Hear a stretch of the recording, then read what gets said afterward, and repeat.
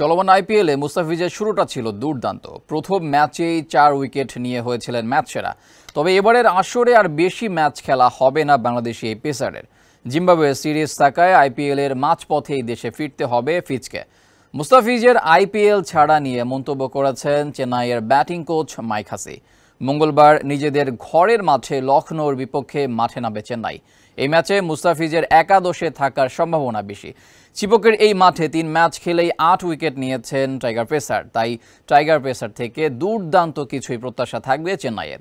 লখনৌর বিপক্ষে মাঠে নামার আগে মুস্তাফিজের আইপিএল ছাড়া নিয়ে মন্তব্য করেছেন মাইক হাসি। তার চলে যাওয়াকে দুঃখজনক হিসেবেও আখ্যায়িত করেন তিনি। 1 মিনিটে নগদ ইসলামিক অ্যাকাউন্ট খুলতে ডায়াল করুন *167#।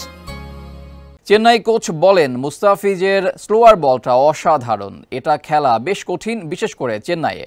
দেশের ডাকে সাড়া দিয়ে যখন সে চলে যাবে, দলের দুঃখ পাওয়াটাই স্বাভাবিক। মুস্তাফিজ যতদিন থাকতে পারবে ততদিন দল তাকে রাখতে চায়।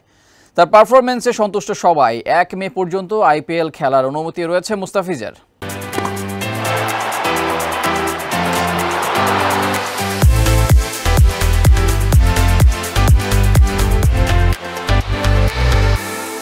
খেলাধুলার আরও খবর জানতে চোখ রাখুন কালবেলার ফেসবুক পেজ এবং ইউটিউব চ্যানেলে।